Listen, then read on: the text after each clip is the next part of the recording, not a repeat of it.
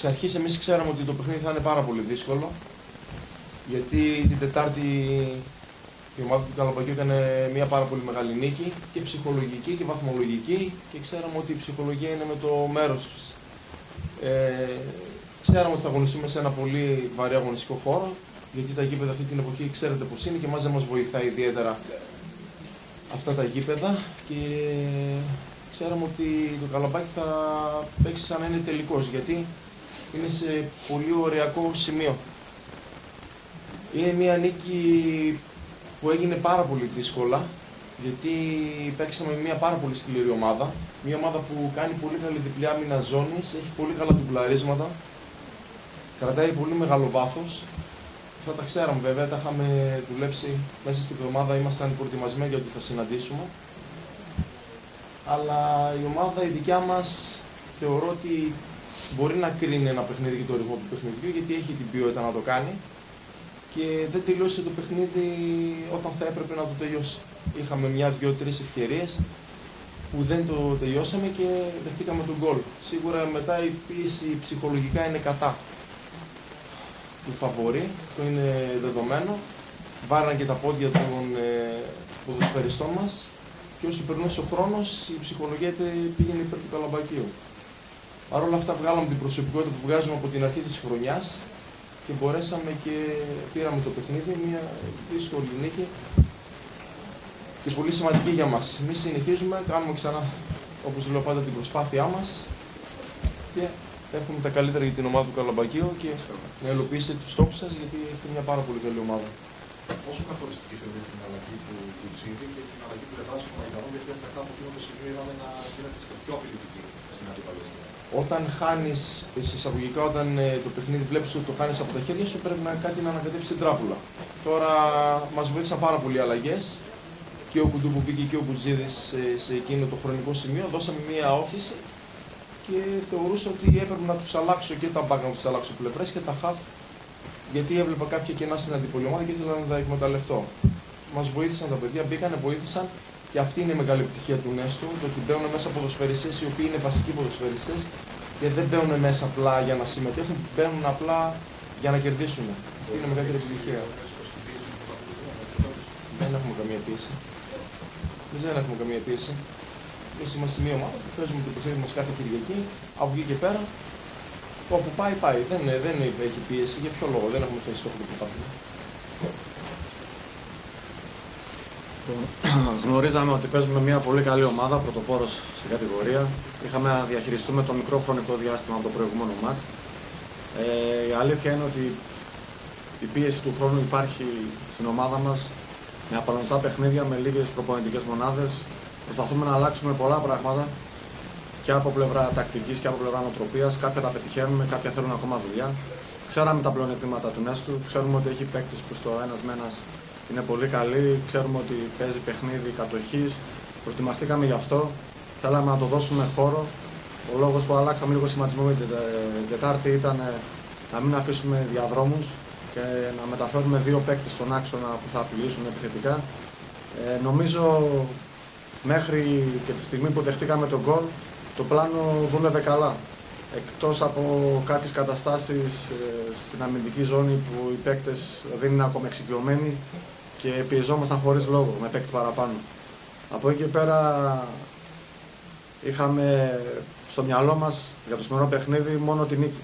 Ο λόγος που αλλάξαμε ξανά ήταν να διεκδικήσουμε κάτι παραπάνω. Ανεβάσαμε στο δεύτερο ημίχρονο ψηλότερα τις γραμμές, αλλάξαμε σχηματισμό, δημιουργήθηκαν πολλά κενά και για τις δύο ομάδες. Το παιχνίδι άνοιξε πολύ, σε μια φάση ήταν πάνω κάτω η μπάλα. Νομίζω, ειδικά στο δεύτερο ημίχρονο, το 1-1 ήρθε δίκαια. Κομβική σημασία είναι η φάση του Στάικου που αν γινόταν εκεί το 2-1 ίσως ήταν διαφορετικά τα πράγματα. Έχασε και ο Νέστος ευκαιρίες, θα μπορούσαν να μπουν και άλλα γκολ κατέρωθεν. Δεν θεωρώ ότι κέρδισε άδικα ο Νέστος. Ο Νέστος είναι πολύ καλή ομάδα, αλλά θεωρώ ότι εμείς πρέπει να βελτιωθούμε στο κομμάτι της νοοτροπίας. Αυτό που είπε ο συνάδελφος πριν, ότι είναι μια ομάδα που κρίνει το ρυθμό. Μετά το 2-1 τον έκρινε το ρυθμό. Και εμείς δυστυχώς μπήκαμε σε αυτό το ρυθμό που ήθελε ο Νέστος. Αυτά όλα δεν αλλάζουν από τη μία στιγμή στην άλλη. Είναι τιμητικό για την ομάδα μας και για τους ποδοσφαιριστές μας να αναγκάζουν τον πρωτοπόρο και να αλλάζει σχηματισμό, να παίζει με παραπάνω άτομο στην άμυνα και να μπαίνει στη διαδικασία το να ροκανίσει τον χρόνο και να διαχειριστεί τον χρόνο. Είναι τιμητικό. Από εκεί και πέρα έπρεπε να είναι άλλη η αντιμετώπιση μας. Δεν έπρεπε να μπούμε σε διάλογο, δεν έπρεπε να μπούμε σε συζητήσεις, έπρεπε να ασχοληθούμε με το παιχνίδι μας. Δυστυχώς αυτό θέλει δουλειά. Είμαι ευχαριστημένος από την προσπάθεια. Είμαι ευχαριστημένος από το πρόσωπο που δείχνουν τα παιδιά 2 εβδομάδες τώρα στις προπονήσεις και από τον χρόνο που ξοδεύουν. Θεωρώ άσχημο το σημερινό αποτέλεσμα, γιατί όταν έχεις βάλει σαν στόχο ότι θες να σωθείς, πρέπει να πάρεις και βαθμούς από τους λεγόμενους ισχυρούς.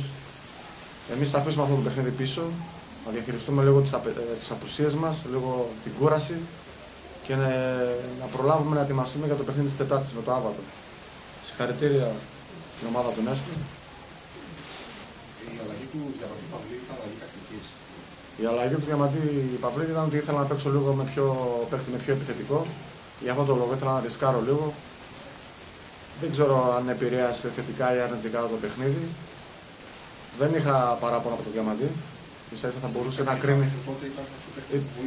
Ναι, βοήθησε, μπορούσε να κάνει και ένα γκολ σε εκείνο το. Νομίζω το τέταρτο ήταν κλασική ευκαιρία.